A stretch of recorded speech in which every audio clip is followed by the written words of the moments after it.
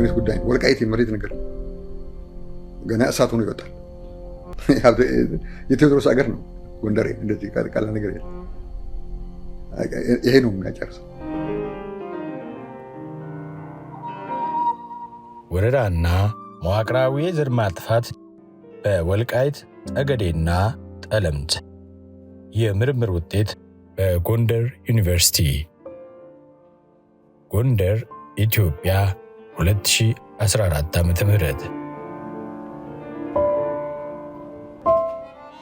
የወልቃይት ጠገዴና ጠለምት አማራ ሕዝብ ማንነትና ቋንቋ። ማንነትና ቋንቋ ያላቸው ግንኙነት። የተለያዩ ተመራማሪዎች ስለ ማንነት የተለያየ ብይን ሰጥተዋል። በዚህ ጽሑፍ ስለ ማንነት ጠቅለል ባለመልኩ ለመረዳት እንዲያስችለን ጥቂቶቹን እንደ ምሳሌ በመውሰድ እንመልከት።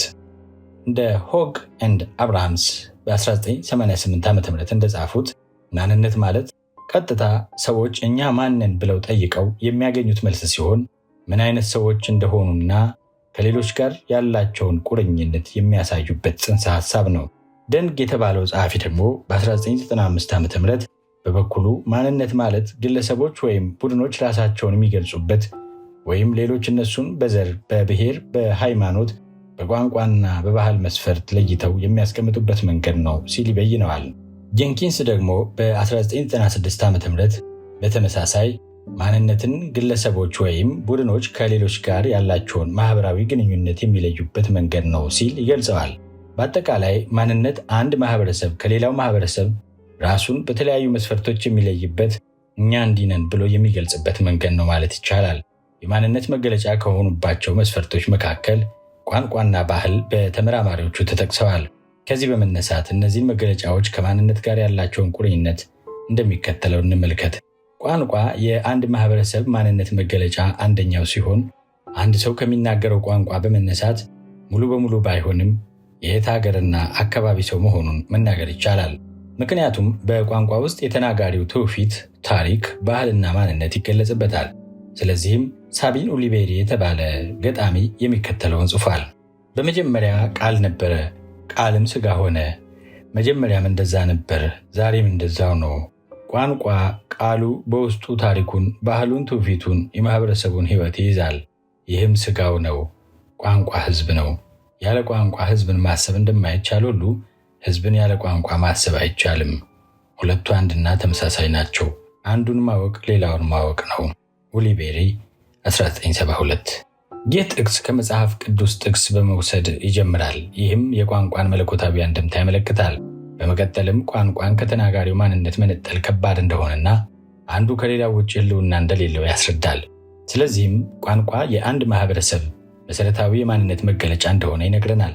በተመሳሳይ መልኩ ፓሲ 1996 የተባለ ተመራማሪ በመጽሐፉ ቋንቋ ከባህል ጋር በቅርብ የተሳሰረና የማንነት የበላይ ገላጭ አካል ነው በማለት ቋንቋ ከማንነትና ባህል ጋር ስላለው ጠንካራ ግንኙነት ያስረዳል። ሌላው ከቋንቋ በተጨማሪ የማንነት መገለጫ ከሆኑት መካከል ባህልን እናገኛለን። እርግጥ ነው ቋንቋ የባህል አንደኛው ክፍል ነው። ነገር ግን አጽንኦት ለመስጠት በዚህ ጽሑፍ ለብቻው ለማየት ተሞክሯል። ባህል የአንድ ማህበረሰብ ማንነትን አጉልቶ ያሳያል። ባህል አንድ ማህበረሰብ ከቀደምት ትውልድ የተማረውን የጋራ እሴቶች፣ ታሪክና ትውስታዎች፣ ስነ ጥበባት፣ ግንዛቤዎችና ግቦችን ያቀፈ ሲሆን ለአሁኑ የህብረተሰብ አባላት እንዲሁም ለተተኪ ትውልዶች የሚተላለፍ ነው። በተጨማሪም ባህል ቋንቋን፣ ሃይማኖትን፣ ምግብን፣ ማህበራዊ ልምዶችን፣ ሙዚቃዎችን ያካተተ የአንድ የተወሰነ ቡድን ባህሪና እውቀት ነው። ቴይለር 1871። በለንደን የባርኔትና ሳውዝጌት ኮሌጅ የሥነሰብ ባለሙያ የሆኑት ክሪስቲና ዴሮሊ ለላይፍ ሳይንስ የሚከተለውን ስለ ባህል ተናግረዋል። ባህል ሃይማኖትን፣ ምግብን፣ ምን እንደምንለብስ፣ እንዴት እንደምንለብስ፣ ቋንቋን፣ ጋብቻን፣ ሙዚቃን ትክክል ወይም ስህተት ነው ብለን የምናምንበትን አቀማመጣችንን፣ እንግዳን እንዴት እንደምንቀበል፣ ከምንወዳቸው ጋር እንዴት እንደምንኖርና ሌሎች በርካታ ነገሮችን የያዘ ነው። ሮሲ 2021። ባህል ሊዳብርና በተለያዩ ሁነቶች ሊዳከም ወይም ሊጠፋ ይችላል። የባህል መጥፋት ማለት አንዱ ማህበረሰብ ከሌላው እንዲለይ የሚያደርጋቸው ትውፊት፣ እሴት፣ ቋንቋና ሌሎች ነገሮች ስልታዊ ጥፋት ማለት ነው። ኖቪክ 2016። የኢትዮጵያ ሕገ መንግሥት ይህን ግንዛቤ ውስጥ ያስገባ በሚመስል መልኩ አጽንዖት ሰጥቶ ቋንቋንና ባህልን በሚመለከት ማንኛውም የኢትዮጵያ ብሔር ብሔረሰብና ሕዝብ በቋንቋው የመናገርና የመጻፍ ቋንቋውን የማሳደግና ባህሉን የመግለጽ የማዳበርና የማስፋፋት እንደዚሁም ታሪኩን የመንከባከብ መብት አለው በማለት አስፍሯል። ነጋሪት ጋዜጣ 1987 አንቀጽ 39 ቁጥር 2። ይህ ግን እንደ ወልቃይት ጠገዴና ጠለምት ባሉ አካባቢዎች ተግባራዊ ሳይደረግ ቀርቷል። ከዚህ ጋር ተያይዞ ማህበረሰቡ ቅሬታውን ሲገልጽና ከዚያም አልፎ ሕገ መንግሥቱ በሚፈቅደው መሰረት ጥያቄውን ሲያቀርብ ለምን ይህን ጥያቄ ተነሳላችሁ ተብለው ለተለያዩ እንግልቶች ተዳርገዋል። በወልቃይት ጠገዴና ጠለምት ማህበረሰብ ላይ የደረሰው እስራት፣ ስደትና ግድያ ዋናው ምንጩ ቋንቋን ከመጠቀምና ማንነትን ከመግለጽ ጋር የተያያዘ ነበረ። ማንነትና ቋንቋ በወልቃይት ጠገዴና ጠለምት። የወልቃይት ጠገዴና ጠለምት ህዝብ የአፍ መፍቻ ቋንቋው አማርኛ ቢሆንም ካለው መልክዓ ምድር አቀማመጥ አንጻር አማርኛና ትግርኛ ቋንቋዎችን በከፊል መናገር የሚችል መሆኑ ይታወቃል። ከትግራይና ከኤርትራ ጋር በመዋሰኑና የንግድ ግንኙነት ያደርጉ ስለነበር በሂደት ትግርኛ ቋንቋ ከሱዳን ጋር ባላቸው ግንኙነት አረብኛ እንደለመዱ የአካባቢ ሰዎች ይናገራሉ። የ70 ዓመት የዕድሜ ባለጸጋ የሁመራ ነዋሪና በቀደመ ጊዜ በመንግስት አስተዳደር ውስጥ ሲሰሩ የነበሩት የሚከተለውን ብለዋል። ለስራ ከኤርትራ ጋር ስለምንገናኝ ትግሬዎችም ክረምት ለስራ ስለሚመጡ ትግርኛ ቋንቋ ብንናገርም ዋናው ቋንቋችን ግን አማርኛ ነው። አረብኛም እንናገራለን፣ ምክንያቱም ከሱዳን ጋር ስለምንገናኝ። ስለዚህ አረብ ወይም ሱዳን ነኝ ማለት አይቻልም። እንዴት ቋንቋ ብቻውን የማንነት መገለጫ ሊሆን ይችላል? የህወሓት ሞኝነትና ስግብግብነት ይህ ነው። መጋቢት 22 2013 ዓ.ም ከጠዋቱ 3 ሰዓት ተኩል ሁመራ ኢትዮጵያ ከተደረገ ቃለ መጠይቅ። በዚህ ምክንያት ከላይ በጥቅሱ እንደተቀመጠው የተለያዩ ቋንቋዎች የሚናገሩ ሀገሮችና አካባቢዎች አዋሳኝ በመሆኑ ቋንቋችን ነው ከሚሉት አማርኛ ቋንቋ በተጨማሪ የተለያዩ ቋንቋዎችን በከፊልም ሆነ በተሟላ ሁኔታ ይናገራሉ። በአንድ አካባቢ የሚኖር ማህበረሰብ በአዋሳኝ ወይም በአጎራባች አካባቢ ማህበረሰብ ባለው ማህበራዊም ሆነ ኢኮኖሚያዊ መስተጋብር የቋንቋ መወራረስና አንዱ የሌላውን ቋንቋ መናገር መቻል አጋጣሚው ከፍተኛ መሆኑን በመስኩ ጥናት ያደረጉ ምሁራን ይገልጻሉ። የወልቃይት ጠገዴና ጠለምት ህዝብ ማንነት ታሪክ ላይ ቢትወደድ አዳነ መኮንን የወልቃይት ጠገዴ አገረ ገዢ የነበሩ ከ1928 እስከ 1966 ዓ.ም የሰጡት ታሪካዊ ምስክርነት እንደሚከተለው ቀርቧል። ቢትወደድ አዳነ መኮንን ለብዙ ጊዜ የወልቃይት ጠገዴ አገረ ገዢ የነበሩትን ጠይቄ ነበረ። እሳቸውም ይህን ነበር ያሉኝ። ትግርኛ የተናገረ ሁሉ ትግሬ ነው ወይ? ሁለት ቋንቋ ለመናገር መብት የለም ወይ? አማራ ውስጥ የሚኖር ትግሬ አማርኛ ስለተናገረ ብቻ አማራ ነው ወይ ነበር ያሉኝ። በማንኛውም ወቅት ቢሆን ወልቃይት ጠገዴ የበጌ ምድርና ሰሜን ጠቅላይ ግዛት አውራጃ ነው። ታሪክም ባህልም ይህን ይመሰክራል። አስናቀ 2017 በአቻሜለህ 2012 ዓ.ም እንደተጠቀሰው። ከጥቅሱ ለመረዳት እንደሚቻለው ክቡር ቢትወደድ አዳነ መኮንን በአካባቢው ተወላጅነታቸውና አገረ ገዥነት በነበራቸው እውቀት የሰጡት የወልቃይት ጠገዴ የማንነት ምስክርነት ትልቅ ቦታ ሊሰጠው የሚገባ የመረጃ ግብዓት ነው። እሳቸው ኃላፊነት ተሰጥቷቸው አካባቢውን ባስተዳደሩበት ጊዜም ሆነ ከእሳቸው በፊት በነበሩ አባቶቻቸው ወልቃይት ጠገዴ በትግራይ ግዛት ሆኖ እንደማያውቅና ትግርኛ መናገር መቻል ትግሬ መሆን እንዳልሆነ በተጠየቃዊ ሬቶሪክ ኩዌስችን ዘዴና በጥሩ አመክንያዊ መንገድ አጽንዖት በመስጠት ለማስረዳት ሞክረዋል። ይህን ሐሳብ በተጨማሪ የሚያጠናክርልን በመስክ ላይ ጥልቅ ቃለ መጠይቅ የተገኘው መረጃ እንደሚከተለው ቀርቧል። የቀደመው የወልቃይት ጠገዴ ህዝብ አማርኛና በከፊል ትግርኛና አረብኛ ቋንቋ ይናገራል። ነገር ግን ትግረ ቋንቋን የወልቃይት ጠገዴ ህዝብ ለሥራ ስለሚናገር ትግሬ ናችሁ፣ አማራ አይደላችሁም እያሉ ይደልላሉ። እንግሊዝኛ ቋንቋ የሚናገር ሁሉ እንግሊዛዊ አይደለም። ህወሓት ግን የወልቃይት ጠገዴ ህዝብ ትግሬ እንዳልሆነ እውነቱን ራሳቸው በደንብ ያውቃሉ። የወልቃይት አማራ ለሥራ ትግሬ ስለተናገረ ትግሬ ነው ካሉ ዓላማቸው የትግርኛ ቋንቋ ተናጋሪን ለማሳደግ ከሆነ ለምን ኤርትራ ውስጥ ያሉትን 2 አውራጃ ትግርኛ ተናጋሪዎች ወደ ትግራይ አትከልሉትም? መጋቢት 20 2013 ዓ.ም ከጠዋቱ 3 ሰዓት ተኩል ማይካድራ ኢትዮጵያ የተደረገ ቃለ መጠይቅ። የወልቃይት ጠገዴ ህዝብ ከአንድ በላይ ቋንቋ መናገር የሚችል መሆኑና ከነዚህም ውስጥ ትግርኛ ቋንቋ ከኤርትራና ትግራይ ጋር ለሚኖር ግንኙነት የተለመደ እንጂ ማንነታቸውን ለመወሰን መከራከሪያ ሆኖ ሊቀርብ እንደማይችልና የውሃታ መክንዮ ውሃ እንደማያነሳ ከላይ ከቀረበው ጥቅስ መረዳት ይቻላል። ቢትወደድ አዳነ መኮንንም የቃለ መጠይቅ ተሳታፊዎቹ የሰጡት መልስ ተመሳሳይነት፣ በተለይም ደግሞ አንድ ቋንቋ መናገር መቻል ብቻ ማንነትን ለመወሰን እንደማያስችል ያስረዳልናል ብለው ያቀረቡት ንጽጽር ወይንም አናሎጂ ተጠየቃዊነት ወይንም ሎጂክ ያለውና በየትኛውም የዓለማችን አካባቢዎች እንዲህ ያለ ማህበረሰብ ማንነቱ እንዴት እንደተወሰነ ማሳያ ነው። አንድ ሰው ትግርኛ ስለተናገረ ትግሬ፣ አረብኛ ስለተናገረ አረብ፣ እንግሊዝኛ ስለተናገረ እንግሊዛዊ ሊባል እንደማይችል ለመረዳት የተለየ እውቀት አይጠይቅም። ይህን ለማለታቸው ደግሞ ዋነኛ ምክንያት ህወሓት ክልልን ለማካለል ቋንቋን እንደ ዋነኛ መስፈርት መጠቀሙ ነበረ። ስለሆነም ከላይ እንደተገለጸው እነዚህ አካባቢዎች ትግርኛን እንደ ተጨማሪ ቋንቋ ይናገሩ ስለነበረ ህወሓት ይህን አጋጣሚ ተጠቅሞ በ1983 ዓ.ም ወደ ስልጣን ከመጣ በኋላ እነዚህን አካባቢዎች ወደ ትግራይ እንዲካለሉ አድርጓቸዋል። ይህም ከላይ በቃለ መጠይቁ እንደተጠቀሰው ከሞኝነት ወይም ነገሩን በትክክል ካለመረዳትና ከእውቀት ማነስ የመጣ ሳይሆን ሆን ተብሎ ቀደም ብለው የህወሓት ቡድን በአማጺነት ደረጃ በረሃ ያሉ የታላቋን ትግራይ አገር ምስረታ ሲያስቡ ያቀዱት እቅድ እንደሆነ የ1968 ዓ.ም ማኒፌስቷቸው ወልቃይትንና ጠለምትን ትግራይ ብለው በሚያስቧት አገር ማካተታቸውን እናያለን። ይህን ዓላማቸውን ዳር ለማድረስ የትግራይ አካባቢ ተወላጆችን ወደ ወልቃይት ጠገዴና ጠለምት አምጥቶ በማስፈር የህዝብ ስብጥር ከመቀየር ጀምሮ በአካባቢዎቹ የትግርኛ ቋንቋ የሥራ ቋንቋ እንዲሆን አስገድዷቸዋል። ከዚያም አልፎ ነባሩ ማህበረሰብ ላይ ያለማንነቱ በኃይል ሌላ ማንነት ተጭኖበት እንደነበር በቡድን ውይይት ወቅት ተገልጿል። ማይካድራ ላይ አንድ የ72 ዓመት አባት ልጃቸው የትምህርት መሸኛ ደብዳቤ ሊወስዱ ትምህርት ቤት ሄደው የገጠማቸውም ለዚህ አስረጂ ነው። ሰውየው ልጃቸውን ሌላ ቦታ ልከው ለማስተማር መሸኛ ደብዳቤ ስትማርበት ወደ ቆየችበት ትምህርት ቤት ሄደው ሲጠይቁ ርዕሰ መምህር ከሰጣቸው ማስረጃ ላይ ብሔር ትግራይ ብሎ ይሰጣቸዋል። ከዚህ ጋር ተያይዞ በመካከላቸው የነበረውን አለመግባባት እንደሚከተለው ቀርቧል። አንተ ይህን ምንድን ነው ያልከው? እኔ እኮ አማራ ነኝ፣ እናቷም አማራ ናት፣ ሁላችንም አማራ ነን፣ እንዴት ብሔሯን ትግሬ ትለዋለህ አልኩት። እናንተ ናችሁ እንጂ አማራ፣ ልጆቻችሁ ትግሬ ናቸው።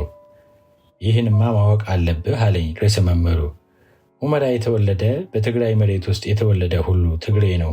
እናንተማ ቀስ እያላችሁ ስታረጁ እየተወገዳችሁ ትሄዳላችሁ። የእናንተ ልጆችማ ትግሬ ናቸው። ይህንማ ማወቅና መልመድ አለብህ አለኝ።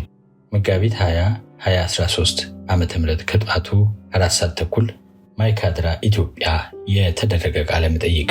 ከላይ የተቀመጠው ጥቅስ በአካባቢው ይኖር የነበረ የአማራ ማህበረሰብና ማንኛውም ከትግሬ ውጭ የሆነ ብሔር ማንነቱ እንደማይከበርለትና ብሎም በማናለብኝነት በህወሓት አባላቶች ማንነቱን በኃይል ተቀምቶ ይኖር እንደነበረ ያሳያል። ይህም የወልቃይት ጠገዴ ጠለምት ህዝብ ማንነት በኃይል ሲደፈጠጥ እንደነበር ያመለክታል። ጊዜው ደረሰ በ2010 ዓ.ም እንደጻፈው እንደ አውሮፓውያን አቆጣጠር በ1991 የተባበሩት መንግስታት በሪፖርቱ ያሰፈረውንና የ2007 የኢትዮጵያ ብሔራዊ ህዝብ ቆጠራ ቢሮ የመዘገበውን በሁመራ አካባቢ ይኖር የነበረውን የወልቃይትና ጠገዴ ህዝብ ብዛትና ስብጥር የመቀየር ሥራ በጽሑፉ በንጽጽር አሳይቷል። የወልቃይት ጠገዴን የህዝብ ስብጥር የመቀየር እርምጃ ወይንም የዘር ማጽዳት ዘመቻ ስብጥርን በሰፈር አማካኝነት የመቀየር እርምጃ የጥይት ድምፅ ሳይሰማ አካባቢውን የማጽዳት ተግባርን የሚያመለክት ተግባር ነው። በይፋ የተመዘገቡ መረጃዎችንና አሃዞችን ስንመረምር የምናየው የሚከተለውን ሀቅ ይሆናል። በ1991 የህዝብ ቆጠራ መሰረት የሁመራ አካባቢ ወይም ቃብቲያ ሁመራ የህዝብ ብዛት 47919 ነበረ። በተባበሩት መንግስታት ሪፖርት እንደተገለጠው የህዝቡ ቁጥር በተመለከተ የአማራና የትግራይ ተወላጆች ቁጥር በ1991 እኩል ነበር ይላል። ይህን ስሌት ተከትለን በጊዜው የነበረው የአማራም ሆነ የትግረኛ ተናጋሪዎች ቁጥር 23000 በላይ እንደነበርና የትግራይ ተወላጆችም ቁጥር 23000 ነበር ብለን ብንወስድ እንደ አውሮፓውያን አቆጣጠር በ2007 የተደረገው ቆጠራ ደግሞ በቃብቲያ ሁመራ የነበረው የህዝብ ቁጥር 92167 ሲሆን 86% የትግርኛ ተናጋሪዎች፣ 7% ደግሞ የአማርኛ ተናጋሪዎች እንደሆኑ ያሳያል። ይህ ሁኔታ የአካባቢውን የብሔር ስብጥር እንዴት መቀየር እንደተቻለ በትክክል ያሳያል። በቅርብ ስንመረምር በ1991 ከነበረው የአካባቢው 46000 ነዋሪ ውስጥ 50% ማለትም 23000 ያክሉ የአማራ ተወላጆች እንደነበሩ መረጃ ያሳያል። ጊዜው 2010 ዓ.ም። ይኸውም በ1991 የህዝብ ቆጠራና የህዝብ ስብጥር ህወሓት ቆጠራው በተካሄደበት ወቅት አካባቢው ቁጥጥሩ ስር ስለነበርና በኃይል ከጎንደር ነጥቆ ወደ ትግራይ ያካለለው ከመሆኑና የተለየ ፍላጎት ያለው ከመሆኑ ጋር ተያይዞ የቆጠራው ውጤት ተአማኒነቱ ጥያቄ ውስጥ የሚገባ ቢሆንም ራሳቸው ባመኑት እንኳን የአማራ ህዝብ ቁጥር ግማሽ እንደሆነ ሪፖርቱ ያሳያል። ነገር ግን በሀገሪቱ የህዝብ እድገት ስሌት መሰረት ማለትም በ2.5% በ2007 ሊሆን ከሚችለው 34589 50% በተቃራኒው የህዝብ ቁጥሩ 7187 ወይም 7.8% ሆኗል። ይህም በአካባቢው ይኖር የነበረው የአማራ ማህበረሰብ ላይ የዘር ማጥፋትና ከላይ ከማይካድራ ነዋሪ ግለሰብ እንደሰማነው በኃይልና በማስፈራራት አማራውን ትግሬ በማድረግ የማንነት ቅየራ ወንጀልን ተካሄደበት አንደኛው ማሳያ ነው።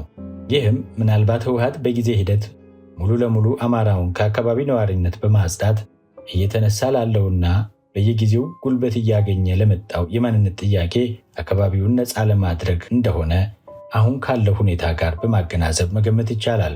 በተጨማሪም ከላይ የተጠቀሰው የአማሮች ቁጥር መቀነስ ላለፉት 30 ዓመታት በአካባቢ ተወላጆች ላይ በማንነታቸው የተነሳ በደረሰባቸው ማዋከብ፣ መሳደድ፣ መታሰር እንደሆነ በዚህ ጥናት የቀረቡ ሌሎች ምዕራፎች ጥናቶች ላይ በሰፊው ተዳሷል። በሌላ በኩል በዚህ ጥናት ላይ ከ1983 በፊትና በአሁኑ ወቅት በቤት ውስጥ መደበኛ መግባቢያ ቋንቋን በተመለከተ የአካባቢው ነዋሪዎች ለቀረበላቸው ጥያቄዎች 844.94.2 የሚሆኑት ምላሾች ከ1983 ዓ.ም በፊት የቤት ውስጥ መግባቢያ ቋንቋቸው አማርኛ መሆኑን ሲገልጹ፣ ቀሪዎቹ 69% የሚሆኑት ደግሞ ቀድሞም ሆነ አሁን ትግርኛ ተናጋሪ እንደሆኑ ገልጸዋል።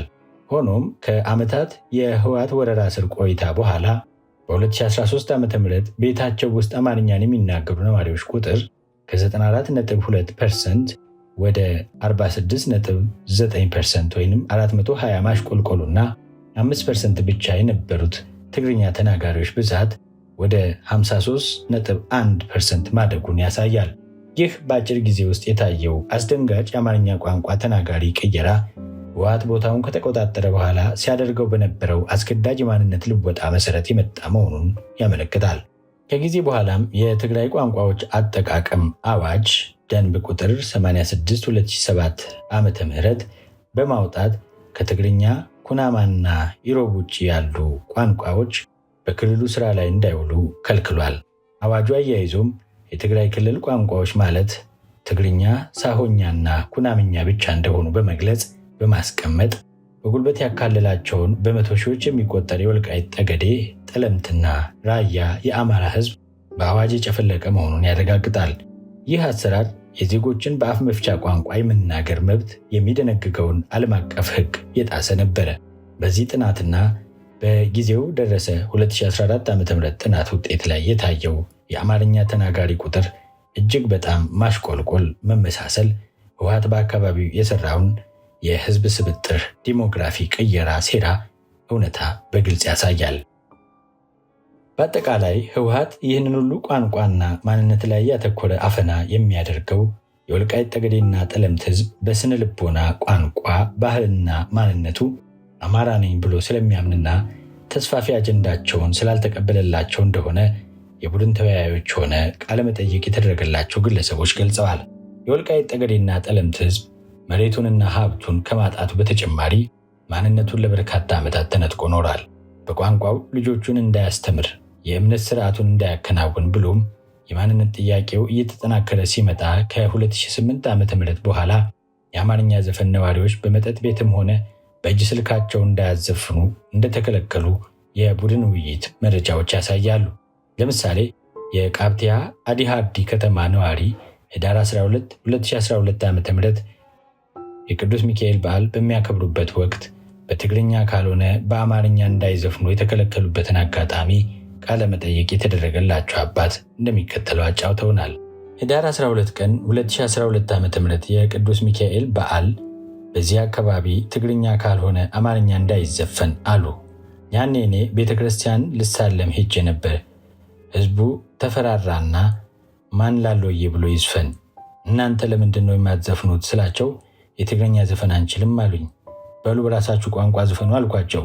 አንዱ የወልቃይት ጠገዴ ኮበሌ ተነሳና ብሎ መኖር ኑሮ ነው ወይ ኑሮ መቆጠር አይቀርም ከዚያ ተጨምሮ፣ ወልቃይት አገር ነው ጠገዴም አገር ነው አርማጭሆም አገር ነው፣ ብሎ መኖር ለወንድ ልጅ ሞት ነው ብሎ ገጠመ።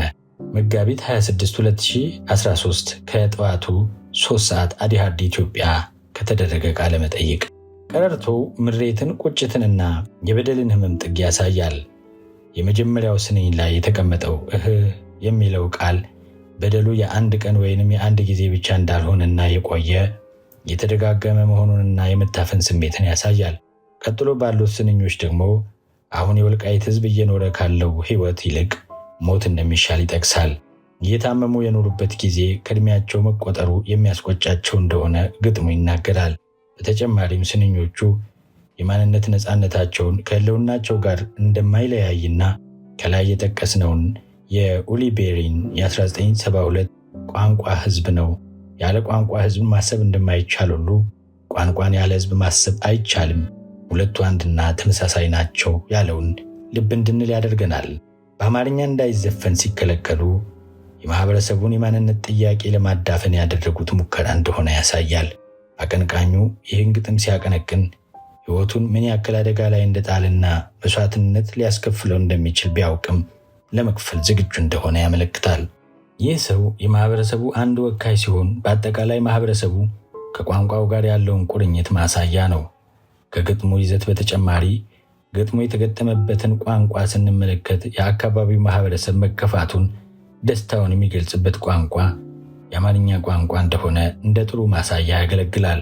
የወልቃይት ጠገዴና ጠለምት ህዝብ የውስጥ ስሜቱን የሚገልጸው በአማርኛ ቋንቋ መሆኑን የሚያሳይ ብዙ መገለጫዎች አሉ።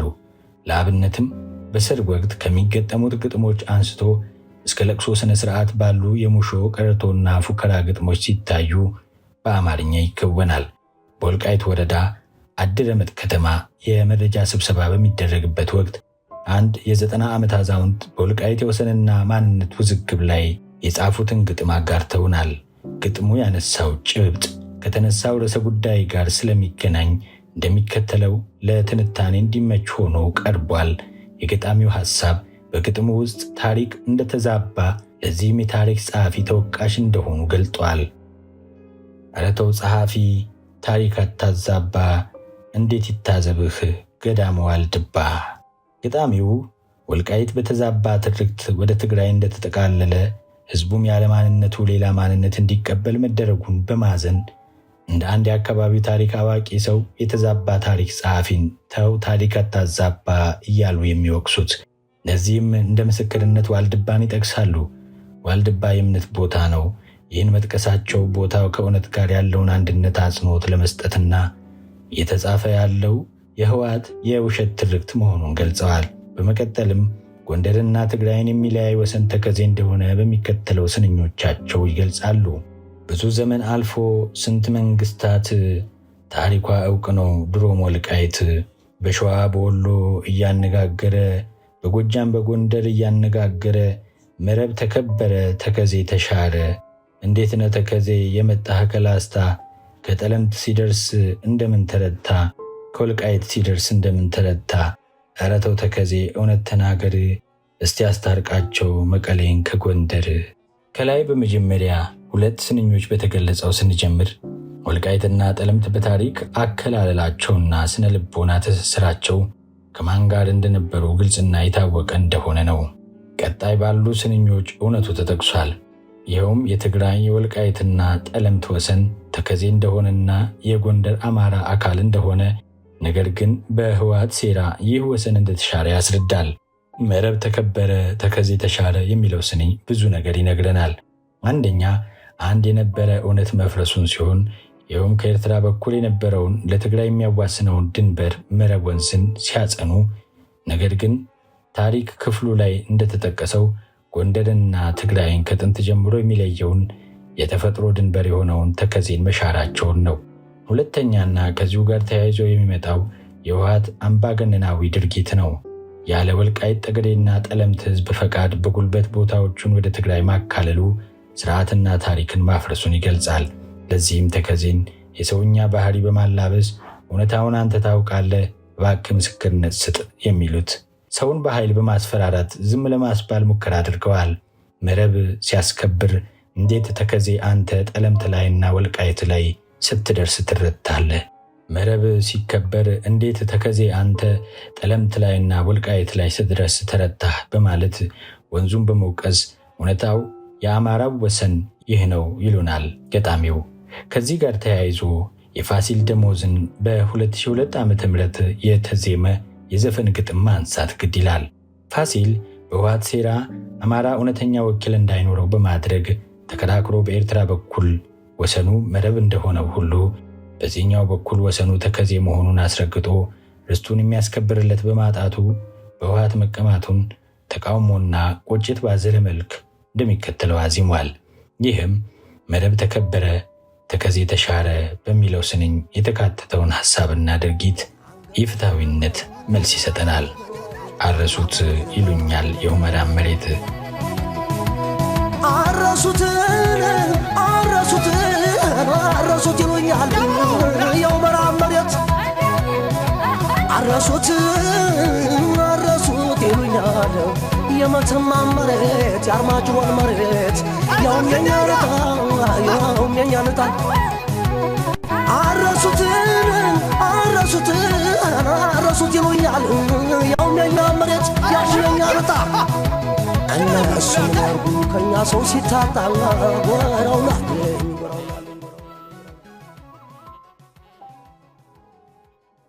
እውነታውን ማፈን የሚፈልገው የህወሓት ቡድን አርቲስቱ ላይ ድብደባና እስር የፈጸመ ሲሆን በመጨረሻም ሀገሩን ጥሎ እንዲሰደድ አድርጎታል። በመጨረሻ ላይ የተቀመጠው ስንኝ በመቀሌ በትግራይና በጎንደር በአማራው መካከል የተነሳው ጥል መፍትሄ የሚያገኘው ተከዜ እንደ ወሰን ከተሻረበት ተመልሶ የድሮ ታሪካዊ ወሰንነቱ ሲጸና ብቻ እንደሆነና ገጣሚው በመማፀን መልክ ተከዜ ሁለቱን ቦታዎች እንዲያስታርቃቸው የ90 ዓመቱ አዛውንት ይለምናሉ። የሚከተሉት ስንኞችም ተመሳሳይ ሐሳብ ያንጸባርቃሉ። ወሰንና ማንነትን በተመለከተ የሚነገረው የህወሓትን የሐሰት ትርክት ገጣሚው በተደጋጋሚ ማቅረባቸው ነገሩ ምን ያክል እንዳሳሰባቸውና አጽንዖት ለመስጠት ያደረጉትን ጥረት ያመለክታል። ሐሰትና እውነት ሁለቱ ተጣሉ፣ ተከዜ ያስታርቃቸው ሆነ ከመሃሉ። እውነት መነመነ፣ ሐሰት ሰለጠነ፣ እባክህ ጌታ ሆይ ምሕረቱን ስጠነ። ከአድዋ ከተንቤን እስቲ ተናገሩ ወይንም መስክሩ፣ ከአክሱም ከሽሬ እስቲ ተናገሩ ወይንም መስክሩ። ተከዜ አይደለም ወይ ከጥንቱ ድንበሩ፣ ህዝቡን እኮ አፋጁት ነገር እየጫሩ። ገጣሚው ወደ ፈጣሪ መለመኑና መማፀኑ በተዛባ ትርክት ምክንያት የሚመጣው ግጭትና የሚከሰተው ጉዳት ያሳሰባቸው ይመስላል። ገጣሚው በተለያዩ የትግራይ አካባቢዎች ከአድዋ ከተንቤን ከአክሱምና ከሽሬ የሚገኙ ሰዎች የህወሓትን ነገር ትተው ተከዜ ጎንደርና ትግራይን የሚለያይ ወሰን መሆኑን የእውነት ምስክርነት እንዲሰጡና ከእርስ በርስ ግጭት እንዲታደጉት ይሞግታሉ። በተከታዩ የግጥሙ ክፍል ደግሞ የሐሰት ትርክት አራማጅ የሆነውን ተው ወደ እውነት ተመለስ፣ የቀድሞ ተፋቅሮ መኖራችን ይሻላል፣ ያንተ ያልሆነውን የኔ ነው አትበል የሚል ሐሳብ ቀርቦበታል። አድርባይ ተመለስ እስቲ አስተውለው፣ ሀገርና አባት ሁለቱ አንድ ነው፣ እናት ያልሰጠችው አባቴ ማለት በል እስቲ ለውጠው ሐሰት በእውነት። ተዋልዶ ተፋቅሮ የኖረውን ህዝብ ይመሰክራል የአያናዝጊ ግንብ። ከላይ ወልቃይት በታሪክ የማን ክፍል እንደሆነ የሚያሳይ የታሪክ ማስረጃ የደጃች አያናዝጊ ግንብ ገጣሚው በሚያውቁት ማስረጃ አስቀምጠዋል። የአያናዝጊ ግንብ በአፄ ፋሲል አብያተ መንግስታት የህንፃ አሰራር የተሰራ መሆኑና ከጎንደር ጋር የነበረና የቆየ ታሪካዊና ባህላዊ ትስስርን ማሳያ አድርገው ማቅረባቸውን ያሳያል። የአያናዝጊ ግንብን ቤት ሙሉ የሚገኝ ታሪክ በተመለከተ በታሪክ ክፍሉ ላይ በጥቂቱም ቢሆን ተዳሷል። ሌላው በታሪክ የወልቃይትና ጠገዴ አካባቢ ማህበረሰብ ይገለገልበት የነበረው አማርኛ ቋንቋ እንደነበረ የቅርብ ጊዜ ታሪካዊ መንግስታዊ ሰነዶችና የመቃብር ላይ ጽሑፎች ጥሩ ማሳያዎች ናቸው። በታሪካዊ ሰነዶች እንኳን ብንጀምር በአፄ ኃይለ ሥላሴ ዘመነ መንግስት በአካባቢው የነበሩ የፓርላማ ውድድር መቀስቀሻ በራሪ ወረቀቶች፣ የመንግስት መስሪያ ቤት ደብዳቤዎች፣ መታወቂያዎች፣ ምስክር ወረቀቶችና በደርግ የመጨረሻ ዘመን የአካባቢው ማህበረሰብ ህወሓትን እንዲታገል ይቀሰቀስበት ከነበሩ በራሪ ወረቀቶችና ምስሎች ጥቂቶቹን በማስረጃነት መመልከት ይቻላል። ምስል 20 በ1965 ዓ.ም ሁመራ አካባቢ የምርጫ ቅስቀሳ በራሪ ወረቀት። በራሪ ወረቀቱ ላይ መምህር ራሳቸው ኃይለማርያም ምረጡኝ ሲሉ መልእክት ያስተላለፉበት ጽሑፍ የሚገኝ ሲሆን ልዩ ምልክቴ ማሽላ ነው የሚልና የማሽላ ምስል ያለበት ጽሑፍም ከፎቶአቸው ጋር አብሮ ይገኛል። በበራሪ ጽሑፉ ላይ የታተመው ጽሑፍ እንዲህ ይነበባል። ለክቡራትና ለክቡራን የወልቃይት ጠገዴና የሰቲት ሁመራ ህዝብ የማልሰራውን እሰራለሁ ብዬ የማልዋሽ ነኝ። ለመስራት ከሚሰሩ ሰዎች ጋር እሰለፋለሁኝ። የእናንተው ተክል የዛፋችሁ ፍሬ ነኝ። አላሳፍራችሁም መርጣችሁ ብትልኩኝ። ምንጊዜም ልጃችሁና ወንድማችሁ መምህር ራሳቸው ኃይለማርያም ደስታ። ሌላኛው ምስል 21 የአገር ግዛት ሚኒስቴር ስለ በጌምድር እና ሰሜን ጠቅላይ ግዛት ነሐሴ 24 1966 ዓ.ም በአማርኛ ቋንቋ የተጻፈ ደብዳቤ ነው። ከላይ የተቀመጡት ሁለት ምስሎች አቶ ራሳቸው ኃይለማርያም የተባሉት የወልቃይት ተወላጅ የወልቃይት ጠገዴ ህዝብ እንደራሴ ለመሆን የምርጫ ውድድር ያደረጉት በ1965 ዓ.ም ሲሆን ከዚያም ተወዳድረው እንዳሸነፉ ከላይ የተቀመጡት ምስሎች ያሳያሉ።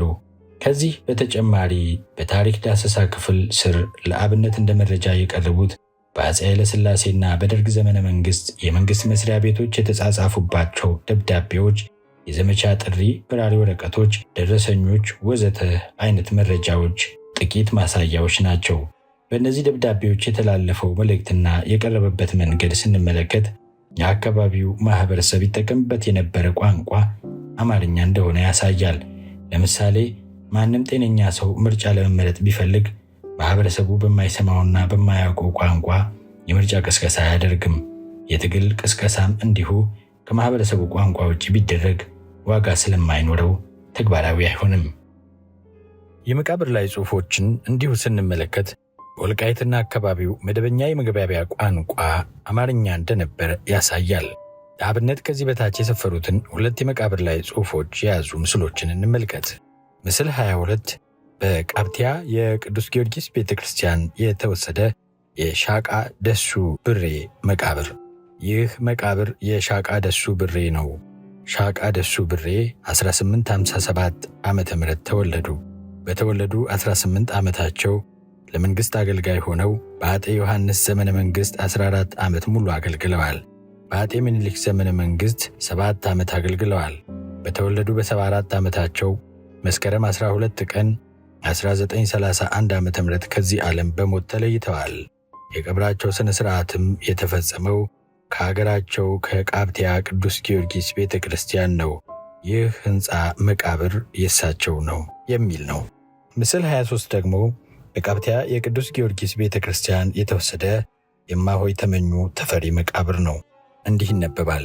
እማሆይ ተመኙ ተፈሪ ከአባታቸው ከግራዝማች ተፈሪ ፍቅሬ ከእናታቸው ከእማሆይ ከለለች ኃይሉ በ1890 ዓ.ም ተወልደው በ1970 ዓ.ም አረፉ። ይህንን መታሰቢያ ሐውልት ልጃቸው ወይዘሮ ቆንጂት አሰሩላቸው የሚል ነው። ከላይ የምናያቸው ሁለት ምስሎች በቃብቲያ የቅዱስ ጊዮርጊስ ቤተ ክርስቲያን የተወሰዱ ናቸው። ምስሎቹ ከያዙት ጽሑፍ መልእክት ጀርባ የምንገነዘበው እውነታ የሟቾችን ማንነት ነው። ምስሎቹ ላይ የሻቃ በወቅቱ ሲሰጥ የነበረ ማዕረግ ደሱ ብሬ ከ1857 እስከ 1931 ዓ.ም እና የእማሆይ ተመኙ ተፈሪ ከ1890 እስከ 1970 ዓ.ም አጭር ሕይወት ታሪክ በቅደም ተከተል በአማርኛ ቋንቋ ሰፍሮ እናገኛለን። መቃብሮቹ ላይ ሰፍረው የምናገኛቸው የሕይወት ታሪኮቹ በአማርኛ ቋንቋ መጻፉ እንዲያው የአጋጣሚ ነገር ሳይሆን የአካባቢው ማህበረሰቡ ቋንቋው አማርኛ፣ ማንነቱ ደግሞ አሁንም አጽንዖት ሰጥተው እንደሚናገሩት አማራ እንደሆነ እንጂ ሌላ ማንነት እንዳልነበረው ግልጽ ማስረጃዎች ናቸው። ሌላው የህወሓት ሰዎች የወልቃይትና ጠገዴ ህዝብን በፈለጉትና ባቀዱት ሁኔታ ባህሉንና ማንነቱን መቀየር አልቻል ሲላቸውና ግራ ሲገባቸው የአካባቢው ሕፃናት በማንነት ዙሪያ ያላቸውን አስተሳሰብ ለመረዳትና ከዚያ ተነስቶ የችግሩን ጥልቀት በውል ለመገንዘብ ያስችላቸው ዘንድ ጥናት አካሂደው ነበረ። የጥናቱም ውጤት እንዳሰቡት አስደሳች ሆኖ አለማግኘታቸው በወቅቱ ነገሩን በአንክሮ ሲከታተል የነበረ በአንድ ኮሌጅ በዲን ደረጃ ኃላፊነት ይዞ ሲያገለግል የነበረው የ48 ዓመት የወልቃይት ተወላጅ ያስረዳል። ቃሉም እንዲህ ነው። የወልቃይት ትልልቁን ሰው ትግሬ ማድረግ አልቻሉም። የትግራዋይ ማንነት ይዞ ያድጋል ተብሎ ተስፋ የተጣለበት አዲሱ ትውልድ ነበረ። እሱም ቢሆን ከ1984 ዓ.ም በኋላ ያደጉ ወጣቶች ህወሓትን መቃወምና ማንነታቸውን መቀየር እንዳልቻለ ሲገነዘብ በለጋ ዕድሜ ያሉትን ሕፃናት ስነ ልቦና መፈተሽ ፈለጉ። ከ4 እስከ 6 ዓመት ያሉ ሕፃናትን የተለያዩ ቀበሌዎች በመሄድ በማንነት ዙሪያ ላይ የሚያተኩሩ ጥያቄዎችን በመጠየቅ መረጃ በመሰብሰብ ከወልቃይት ወፋር ግፍና ደጀና፣ ከቃብቲያ አድሃርዲ፣ ከጠገዴ ዳንሻ ቦታዎች ላይ የ52 ሕፃናትን ስሜትና አመለካከት እንዲሁም ወላጆቻቸው ምን ብለው ቢነግሯቸው ነው ትግራይ መሆንን አልቀበልም ያሉት በሚል የሚከተሉትን ጥያቄዎች ጠየቋቸው። መጠይቅ 1 እናንተ ትግራዋይ ናችሁ ወይስ አማራ? ምን ቋንቋ መናገር ትፈልጋላችሁ? መጠይቅ 2 መቀሌ ነው ወይስ ጎንደር መሄድ ነው የምትፈልጉት? መጠይቅ 3 የማንን ዘፈን ነው መስማት የምትፈልጉት?